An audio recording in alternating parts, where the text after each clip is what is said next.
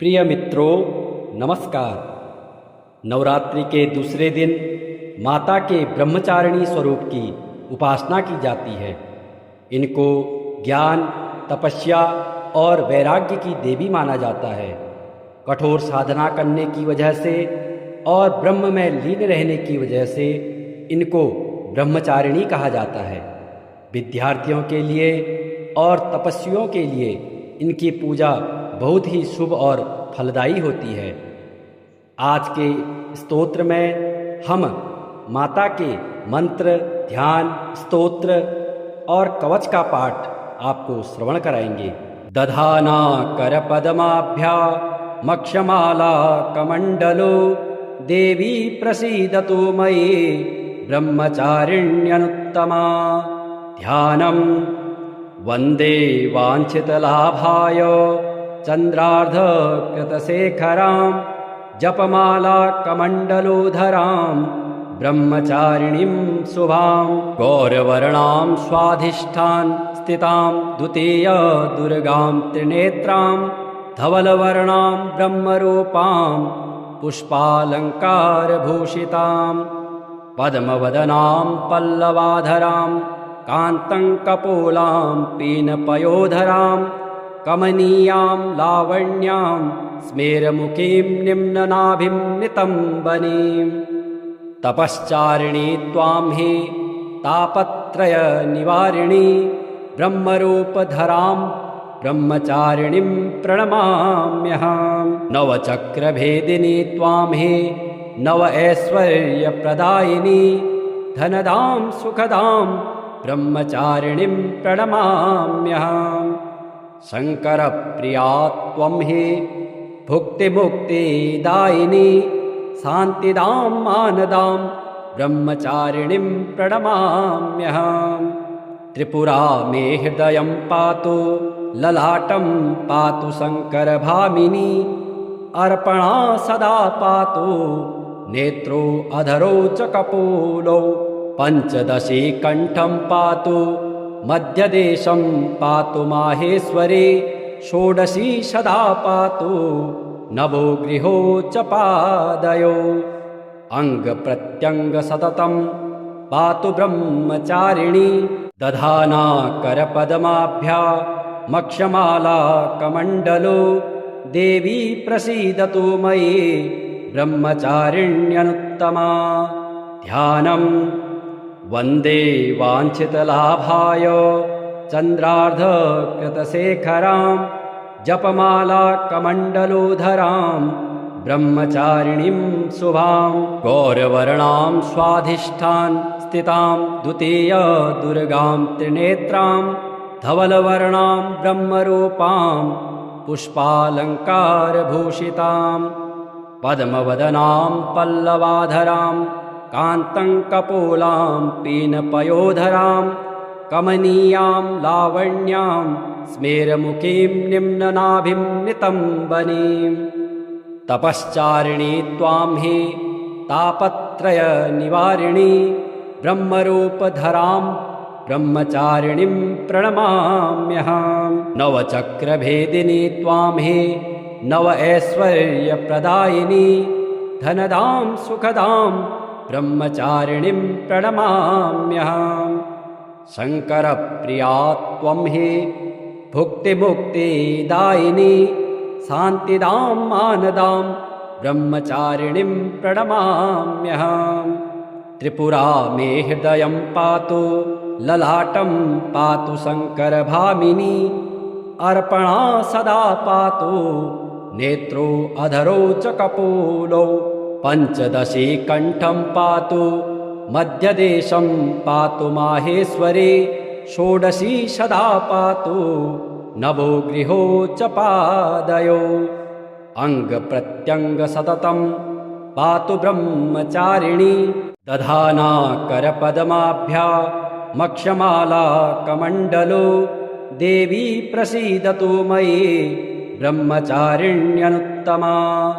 ध्यानम वंदे वांछितलाभाय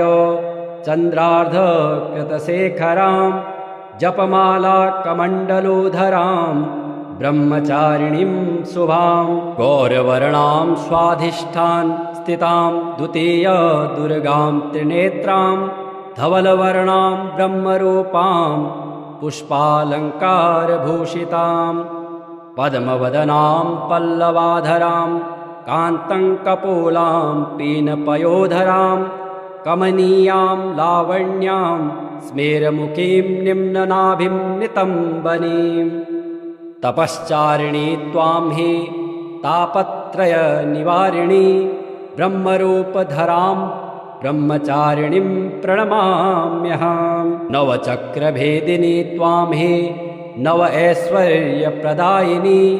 धनदां सुखदां ब्रह्मचारिणीं प्रणमाम्यहं शङ्करप्रिया त्वं हि भुक्तिमुक्तिदायिनी शान्तिदां मानदां ब्रह्मचारिणीं प्रणमाम्यहं त्रिपुरा मे हृदयं पातु ललाटं पातु शङ्करभामिनी अर्पणा सदा पातु नेत्रो अधरो च कपोलौ पञ्चदशी कण्ठं पातु मध्यदेशं पातु माहेश्वरी षोडशी सदा पातु नवो गृहो च पादयो अङ्गप्रत्यङ्ग सततं पातु ब्रह्मचारिणी दधाना करपद्माभ्या मक्षमाला कमण्डलो देवी प्रसीदतु मयि ब्रह्मचारिण्यनुत्तमा ध्यानं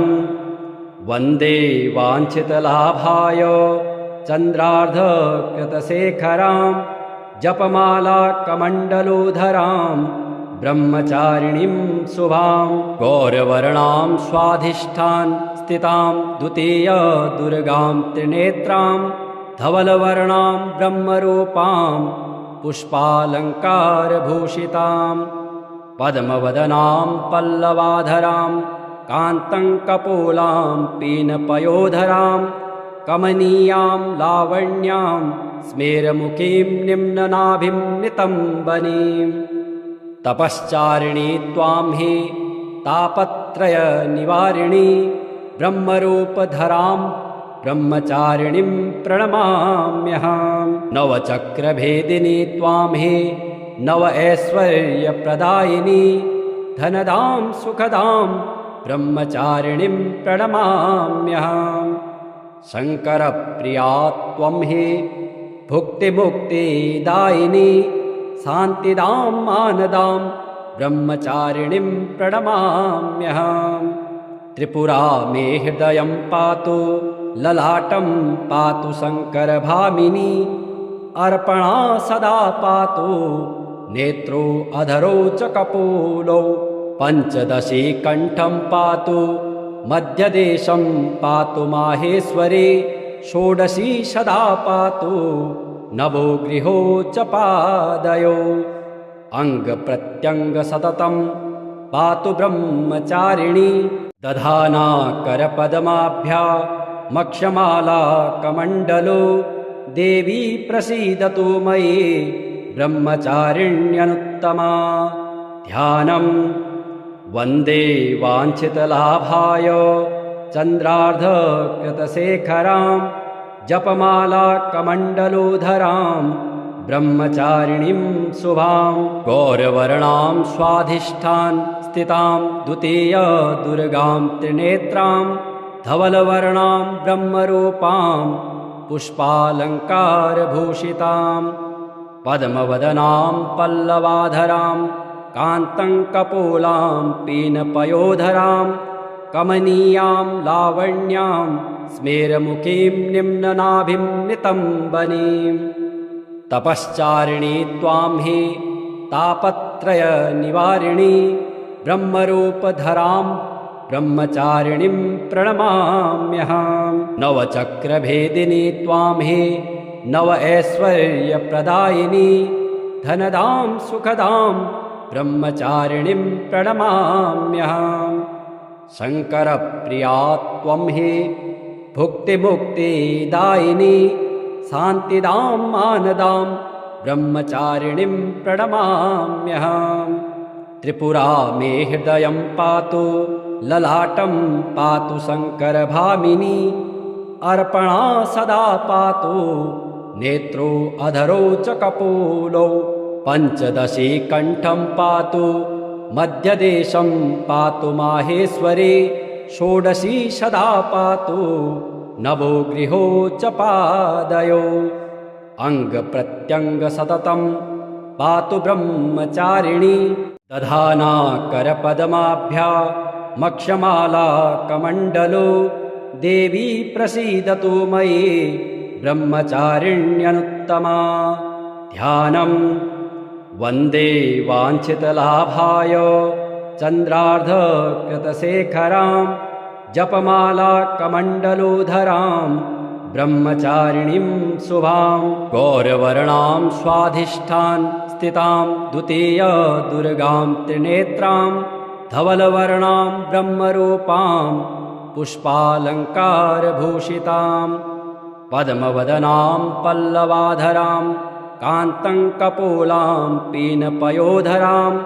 कमनीयां लावण्यां